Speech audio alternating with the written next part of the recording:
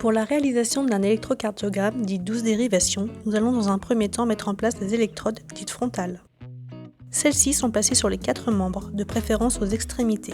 Elles seront placées en face interne des poignets et des chevilles.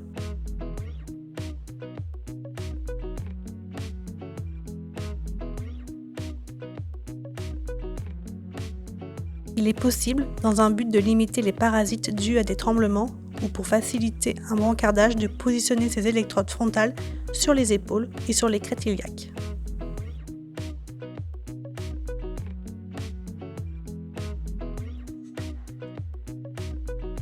Pour la bonne position des électrodes dites précordiales, il est important de déterminer le 4e espace intercostal.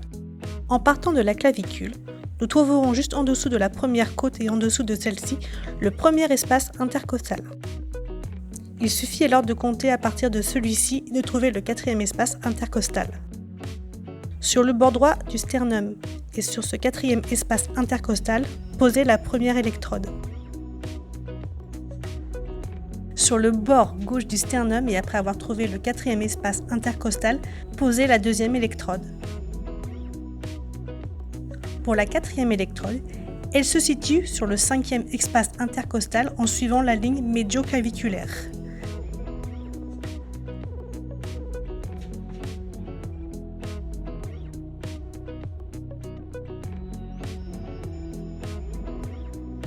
La 3e électrode se place au milieu de la ligne passant entre la 2e et la 3e électrode.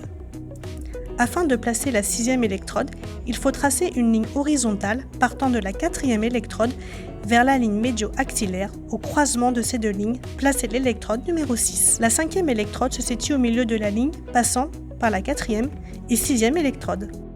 Pour accorder les électrodes frontales, il est important de respecter un code couleur qui est universel, à savoir le jaune sur le poignet gauche, le vert sur la cheville gauche, le rouge sur le poignet droit et le noir sur la cheville droite. Un moyen mémotechnique parmi tant d'autres. Du côté du cœur, le soleil est sur la prairie et de l'autre côté, la cerise sur le gâteau. Pour accorder les électrodes précordiales, il existe un code couleur ainsi qu'une nomination sur chaque électrode. La rouge, c'est la V1, la jaune, la V2, la verte, la V3, la marron, la V4, la noire, la V5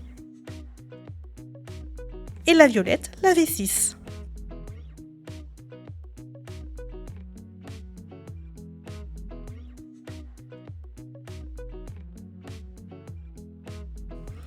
Pendant l'enregistrement du tracé, le patient ne doit pas bouger ni parler et être le plus détendu possible. Nous vous rappelons que le tracé devra être le plus rectiligne possible et sans parasites pour une bonne interprétation qui est du domaine de compétence du médecin. Les appareils étant différents, nous vous conseillons de lire le mode d'emploi pour l'acquisition du tracé.